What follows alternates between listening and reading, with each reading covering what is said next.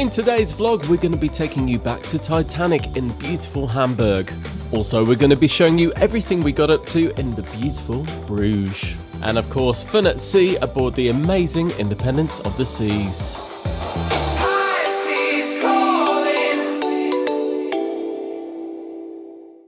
Another day, another coffee needed, so we made our way across to Cafe Promenade Espresso for our morning fix-me-up. We also enjoyed a complimentary cinnamon roll and breakfast sandwich as well. Yummy. As we had our morning coffee fix, we made our way to deck 4 so we could get off the ship and start exploring Hamburg. Red carpet treatment? Not a problem. Well, this is very impromptu. We weren't going to get off the ship in Hamburg, but we got a few hours to burn, so we thought, why not? Let's have a look in Süddeutschland. On this occasion, we had docked into a brand new cruise terminal at Hafen City, which was adjoined to a brand new Westfield shopping centre. It was honestly the nicest cruise terminal we'd ever got off at. So we're having a look around this beautiful new shopping centre, and we've not only found bagels, yes, we've also found Lego. And Ben absolutely loves Lego, so let's go and check it out. Unfortunately, we're a little bit early, but don't worry, we'll come back later. We decided to head out and have a look around Hamburg. I'm such a child, I can't resist a good old swing. I think everyone likes a bit of swinging every now and then, don't they? Swiftly moving on, I really love how Hamburg have mixed the old with the new. The Bridge of Love. You're my Bridge of Love. You're my Bridge of Love.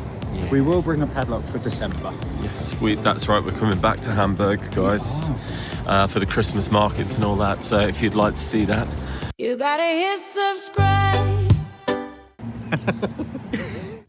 Of course, the sun was shining and everywhere looks beautiful in the sunshine. But Hamburg really is gorgeous, and it's full of lots of history and stunning architecture. It may come across a little bit inappropriate, but we are going to check out the Titanic Expo. Yes. It did indeed feel very odd stepping off a cruise ship and going to a Titanic Expo, but you know what? We really enjoyed the movie and we're interested in the history, so we thought, why not? We were a little bit worried that this exhibition might be a little bit tacky, but honestly, we had nothing to worry about. The first section was all about the actual movie. There were a few prop replicas, but there were also a few items that were the real deal as well.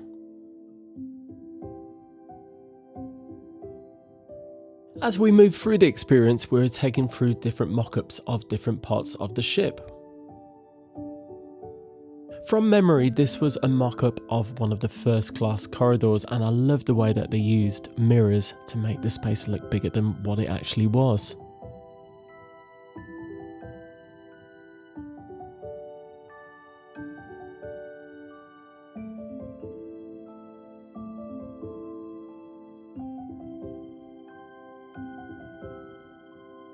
There were also mock-ups of some of the other areas, such as second class and also third class.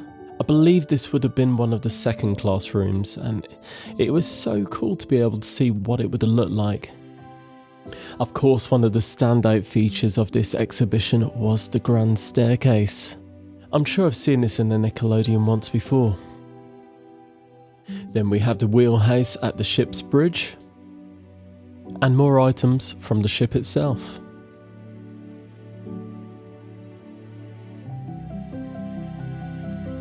As we moved through the sections, they started telling the story of Titanic's fateful journey. And here we have a mock-up of the crow's nest, and it is quite interesting. There's a projection you can see, and basically they simulated what the lookout team would have seen as they were approaching the iceberg. The exhibition is really interactive for what it is, so if you are into the history of Titanic, we'd strongly recommend you check it out.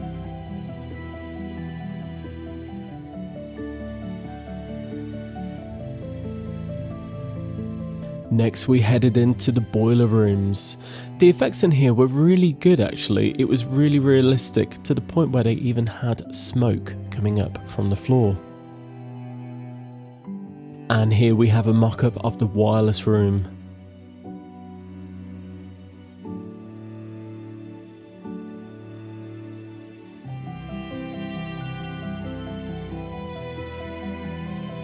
Again, as we moved through the different stages, I guess the story of what actually happened got more and more real, and it genuinely got more and more emotional as time went on. In the next section, we were to watch Titanic sink from the perspective of those that were saved in the lifeboats. It was genuinely heart-wrenching to watch, and it made it feel very real, and it of course reminded us all that this really happened and many people sadly lost their lives.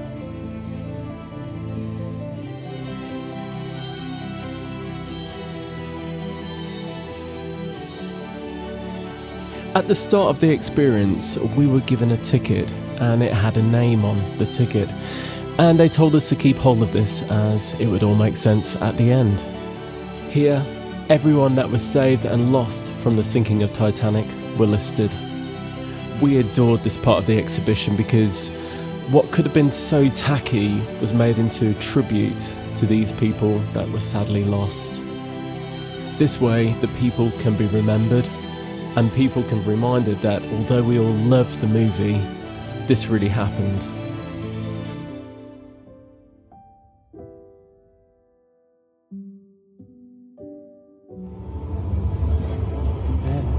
It was here all along.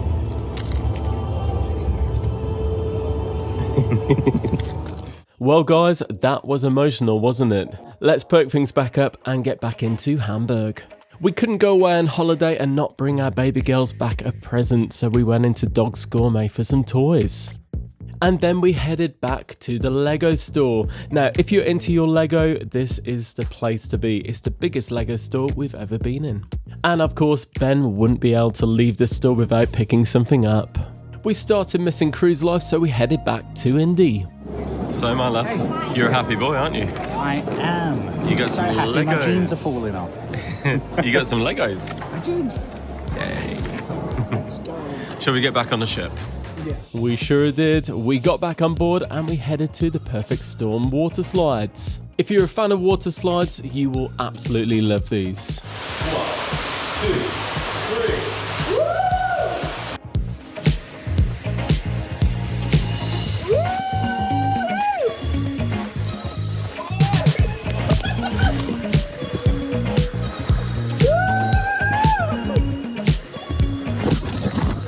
I think it's fair to say we had a lot of fun. And then to get some downtime, I headed to the solarium and made use of the beautiful overhanging hot tubs, and also for a steam room and sauna. These are complimentary and can be found in the gym changing rooms. After a good chill and feeling nice and refreshed, I made my way to Playmakers to meet Ben. Well, we're currently in Playmakers, aren't we, my darling? We are, and we thought it'd be really good and just order nachos, because how big could it be? Massive. It really is. It's huge. The portion might have been huge, but we found a way to finish them off. To work off some of the calories, we headed over to the basketball machines. Now, these aren't free. They do charge per play. I think it was around $2 per go, but we thought it was worth it. Hello. Well, today we are going to do something that we've been attempting to do for a very long time. 6 years. That's right. So today we're going to go and climb the rock wall. Or at least attempt it. We'll see. The rock wall can be found opposite the sports court, and if you ever want to use it, all you have to do is go behind the sports court and there's this little desk here and they will get you kitted up. The kids that went on before us made this look easy, so we thought, it'll be a breeze, we'll be fine. It's actually quite nerve-wracking, isn't it? A little bit, yeah. We were so wrong. It was so difficult. Honestly, I can't get over how hard it was. I made it to the bell, but only just. Our crew stomachs had well and truly kicked in, so we popped over to Sorrento's for a cheeky slice of pizza. We don't think they taste as good as they used to be, but maybe it's just us. We then made our way to the helicopter pad so we could check out some of the sights from sail away.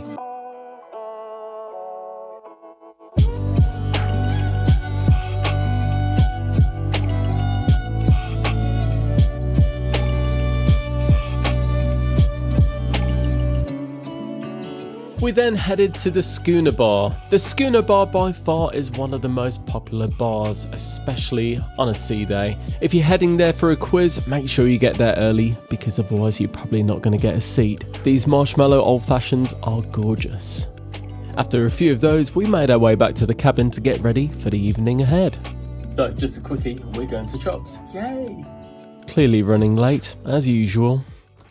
For anyone that doesn't know, Chops Grill is the onboard steakhouse. And here's a glance at the menu. The menus can change, so bear that in mind, but it's pretty rare. See what I did there?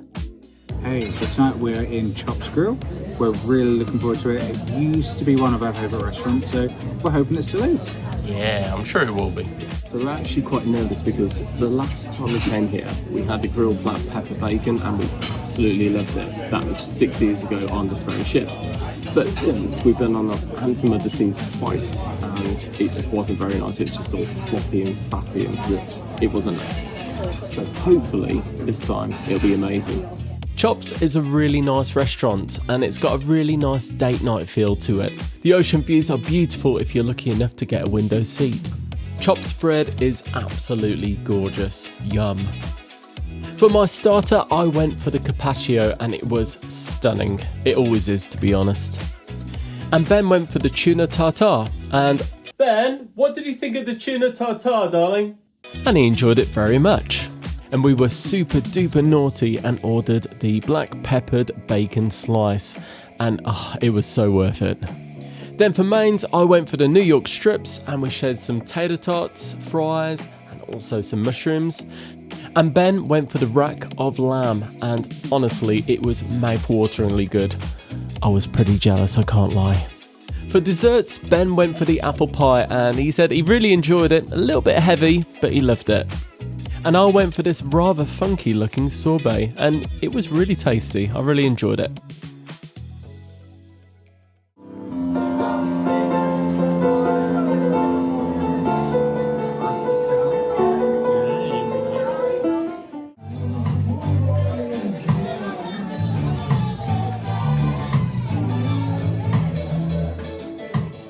After enjoying a bit of Caribbean music in boleros, we made our way to the Grand Theatre. Tonight's entertainer was called Ben Hart, and he was an illusionist. Here's a quick peek. I'm going to throw this coin at the other side of the table. It'll go right through. Ready? 1, 2, 3. Goes backwards through the table, back to the top. I know, this is that. They're amazed. Right, hold out your hand. You're doing a great job. Thank you. Well, ladies and gentlemen, did you enjoy the show? Everyone, ourselves included, raves about cruise sunsets. But you know what? If you get up early enough, cruise sunrises are pretty spectacular too. Take a look.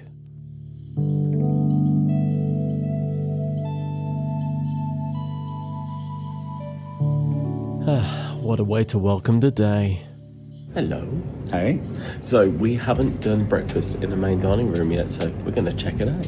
it's brunch this time though. Yeah, that's right. And we made our way to deck 3 to the main dining room. We were excited because we'd never tried this menu before and it's always nice to try something new. As you can see, it was pretty quiet, but it was 11 AM, so it had just started. So I imagine later on it probably gets quite busy. Here's a glance at the menu for anyone that wants to take a peruse. One of the things we really love about the main dining room is how accommodating both the servers and chefs are. I didn't fancy any of the fruit or anything like that came with the French toast, and they said, well, not a problem, what would you like instead? I said sausage and bacon, and they delivered, not a problem. Fortunately for the chefs, Ben is way less complicated than me, and he went for the pancakes, eggs benedict and a cheeky hash brown. Unfortunately, the eggs benedict was overcooked, but he made do, bless him. We made our way up to Olive or Twist, just to get some views really and have a chill whilst having a drink, but unfortunately the bar was closed and they were doing some staff training, so we felt a bit awkward and left. We headed across to the Star Lounge for one of the game shows. Now kudos to the guy working behind the bar, he was all by himself, and while I was waiting there was about 10 people waiting, but he coped with it and he was so professional. Studio B is Indy's onboard ice arena, and we headed across to catch the spectacular freeze frame. It might not look busy in this shot, but trust me, this gets very busy. So if you want to see the show, make sure you get here nice and early. The show itself takes us through the eras from 40s, 50s, 60s, and I believe it goes up to 70s. The skaters are truly talented people. Take a look for yourself.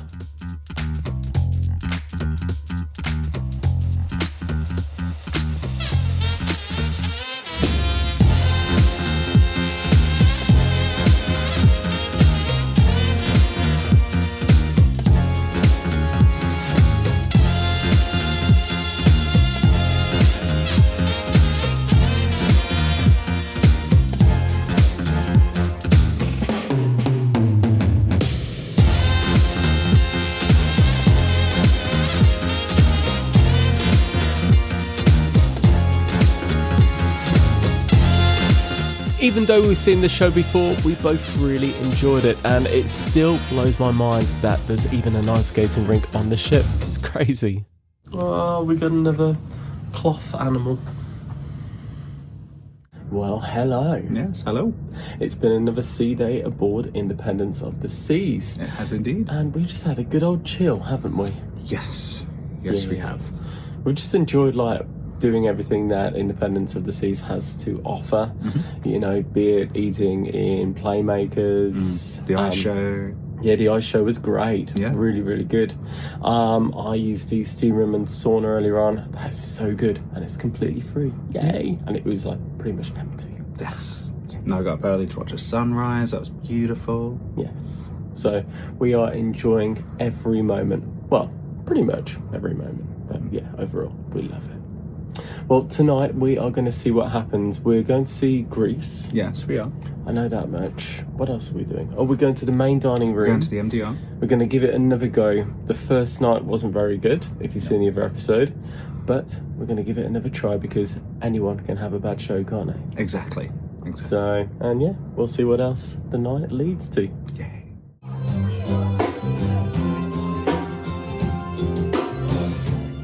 So, we made our way across to the main dining room for the second time.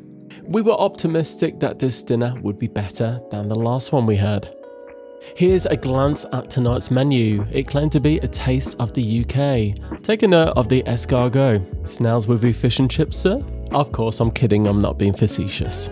Anyway, here's the bread. As usual, it was very nice and tasty. For starters, I went for the breaded mozzarella sticks. Much like what you get at Maccadee's, but they were fine. Ben went for the goat's cheese tart, and he actually quite enjoyed this. Nothing wow, but it was fine. For my main, I went for the beef roast dinner.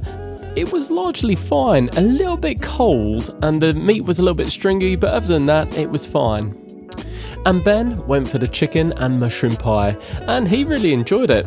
He really liked the fact that the pastry was just the lid, not the whole thing. We then headed back up to Olive or Twist, and we were glad to see the bar was open and there was a few people around. It's just a really nice place just to have a little bit of a chill and have some ship views. We then made our way to the Grand Theatre for the production of Grease. Again, in this shot, it doesn't look like it's too busy, but as usual, we got there about half an hour early just to make sure we got a good seat. And by the time the show started, it got very busy. So, just a quick wrap up from last night, because we didn't actually film much, because in the dining room it's quite busy, and because the tables are really close, sometimes it's just easier just to do a wrap up. Exactly. So dinner in the MDR, it was good. Really unusual though, because they didn't take us to the table. They said, "Oh, you're on table 355. It's over there." Yeah, and just pointed out. Yeah. We're like, oh, okay. So shall we just go and find it then? It's like, yes. So we found it. It was fine. We found it. It Yeah. was fine. And the one good thing was the food. It was better. It was so much better. It wasn't like there was nothing wow about it. No. But it was fine. Yeah. It was way better than It was the what other you'd night. expect for a main dining room. Like it Yeah. was a good meal. Yeah, exactly. Yeah. What else did we do? We watched Grease. Yes. Yeah. Absolutely brilliant cast this Yes. time around. Really, really good. But they did have a technical difficulty. At one point, we yeah. thought we weren't going to be able to see the end because the stage just fell into darkness and an announcement came over.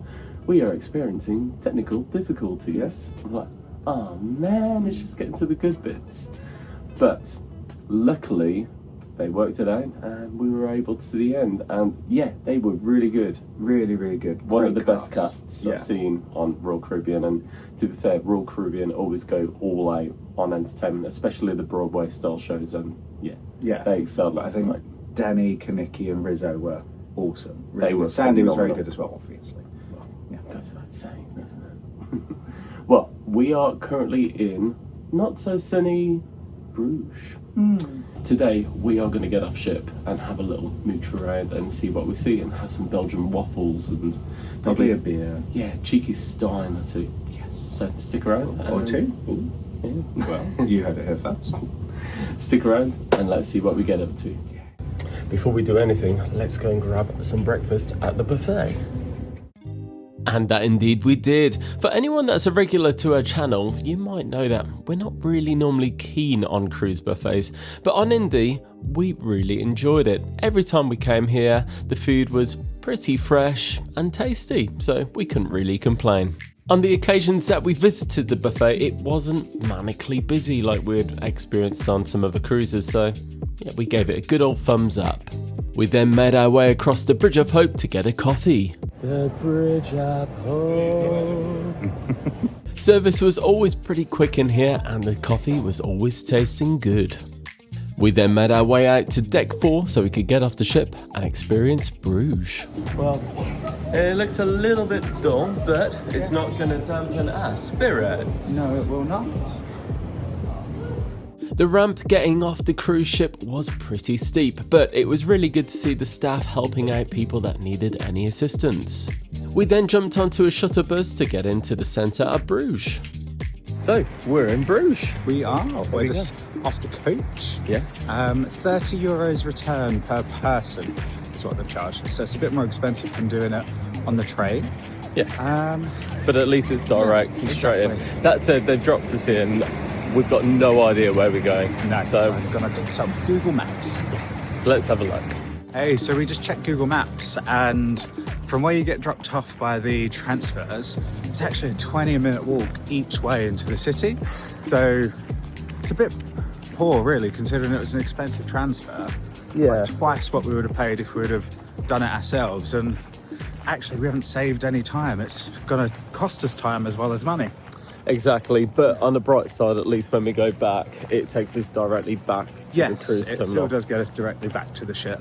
I mean, it's a very pretty walk in. It's beautiful. lovely.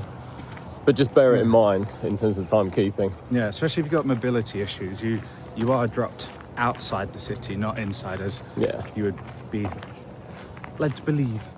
It honestly wasn't as bad as it seemed. It took us around 10 minutes to walk through the parks, and then after that, you were led onto beautiful cobble streets filled with shops, bakeries, chocolatiers.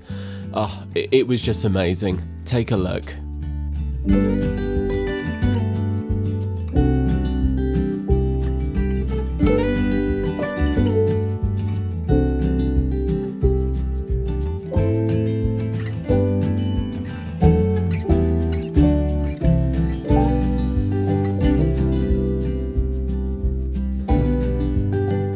Bruges is beautiful. It's full of history, beauty spots, and of course, lots and lots of shops. It's got a proper high street, so if retailers you think, don't worry, they've got you covered. Oh my gosh. I wish we had smell-o-vision. Yeah, it just smells like chocolate everywhere. Yeah, it just smells like chocolate and waffles everywhere you go. It's heaven. Apparently this is the best one, guys. And stick around until later on the video and we'll find out to see if it really was the best one. Just in case waffles aren't enough for you, there's a Maccadees. Posh looking Mac, isn't it? Yeah, very snazzy. Windsor eat your heart out. After roughly 20 minutes of walking, we made it into the main square. One of the most prominent features of the square is the Belfry, otherwise known as the Belfort Tower. A lot of people mistake this for being a church, but it's actually a medieval bell tower, and it still stands strong and proud over the market square. You also have Provincial Palace. It used to be a government meeting house, but has now been transformed into a ceremonial building. The architecture is stunning. History aside, of course there's lots of beautiful cafes, restaurants, and perhaps what Belgium is most popular for, it's chocolate. There are so many chocolate shops, it's unreal, and they are all beautiful. And the shops that we visited, the shopkeepers were all lovely, informative, and of course they sold remarkably beautiful chocolate. Bruges really is one of the most picture-perfect places we've ever seen. It's so easy to just get lost and explore these beautiful cobble streets.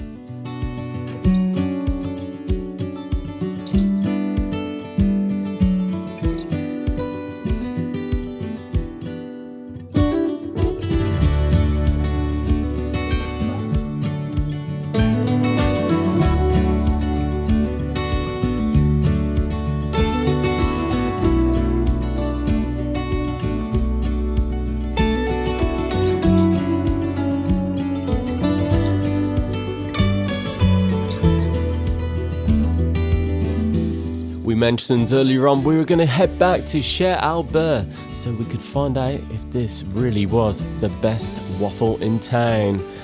And to be completely honest, we had nothing to compare it with, but I mean, look at them. They look gorgeous and they are made fresh directly in front of you. And you can choose your own toppings. We'd highly recommend the salted caramel. It was gorgeous.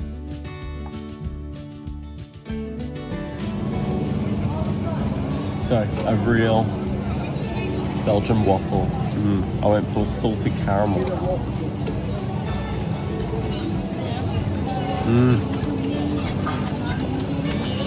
That's amazing. And clearly folk in Bruges take Halloween very seriously. Check this out.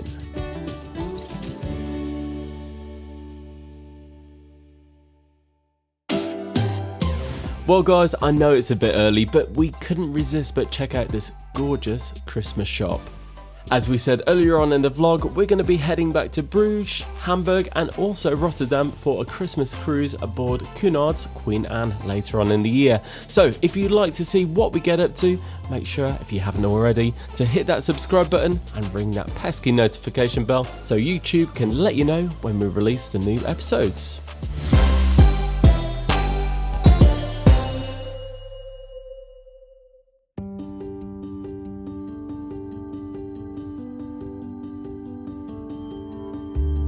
Well, we couldn't come all the way to Bruges and not try out a Belgian beer, so we came to this beautiful bar called Cambrinus for a cheeky beer.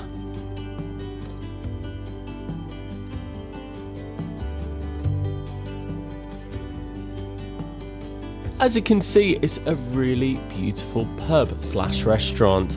So they did ask us if we wanted to eat. Now, if you're not eating in this bar, you do have to sit at the bar and there is limited seating, so bear that in mind. But although we didn't eat, the food smelt amazing, so if you're peckish, definitely worth a try. Hey, so we've just come out of the brasserie and it was a really, really nice drink, the Bruges Chops. Well remembered. Yeah, it packs a punch. So we got the half size. It's like 33 centilitres to be precise. But 6%. And I feel like I've had about 4 drinks and I need to lay down for a little bit. Already slurring my words. But we are going to go for one more and then we're going to head back to the buzz. So let's see which other pubs we see. Yay! We found another pub by the square and obviously couldn't resist having the same lager. It was lovely.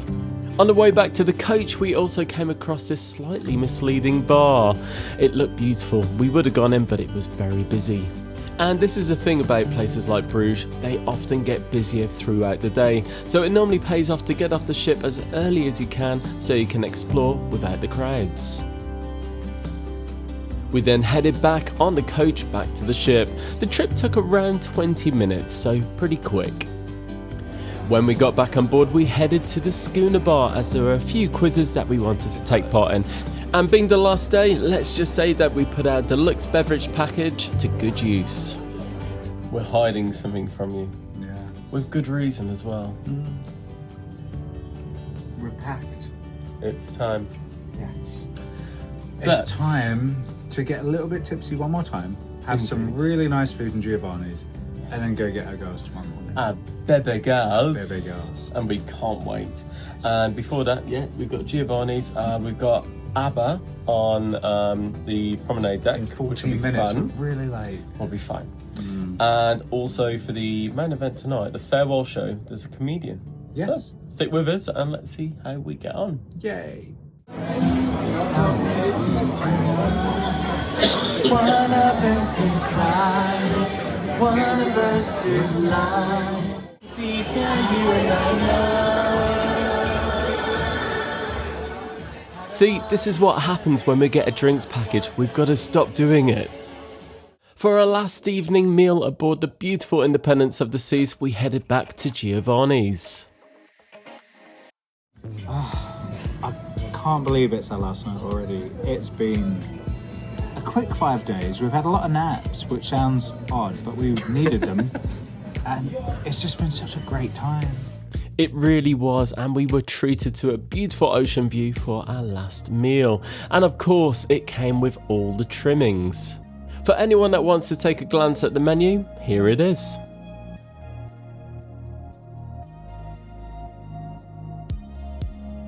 This was our favourite white wine on board. It was the Bortoli Pinot Grigio. And for this meal, we both ended up having the same thing. For starters, we went for the carpaccio, and it was scrumptious. And for mains, we went for the seared filet mignon, and it was divine. I'd say it was probably better than the steak we had in Chops. We also shared a mushroom risotto and also a gnocchi, and both were really lovely, but it was a very heavy meal. Empty plates, it speaks volumes. That meal was absolutely perfect, like literally top tier. Giovanni's is gorgeous. And for the last time this sailing, we headed to the Royal Theatre for some light comedy with Josh Daniels, intro by the fabulous Ship Band.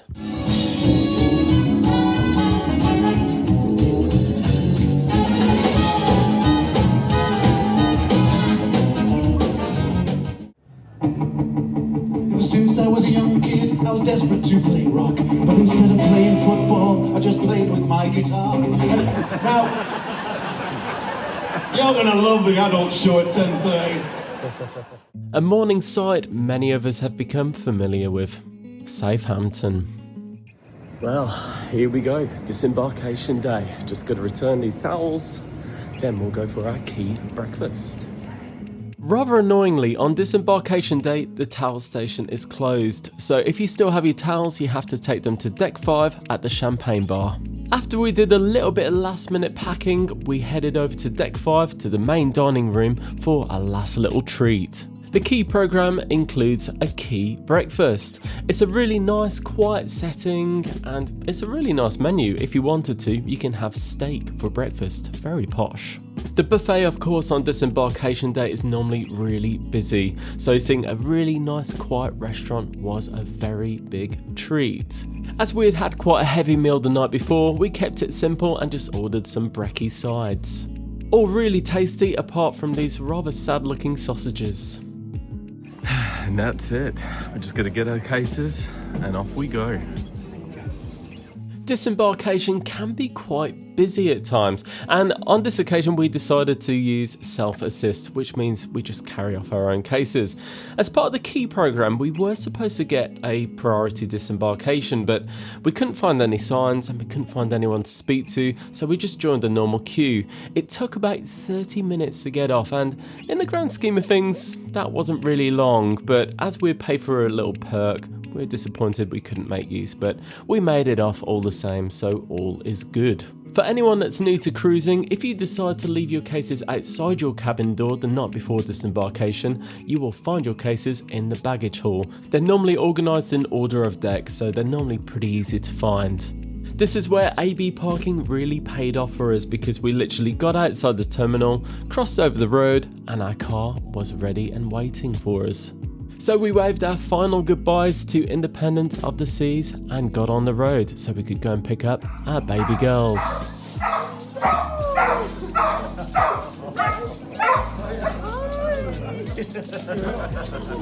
Oh, the best thing about Disembarkation is getting to pick up the girls. Well, thanks for watching, guys. If you've got any questions, please let us know in the comments and we'll try to come back to you as quickly as possible. Otherwise, stay cheeky, sailors.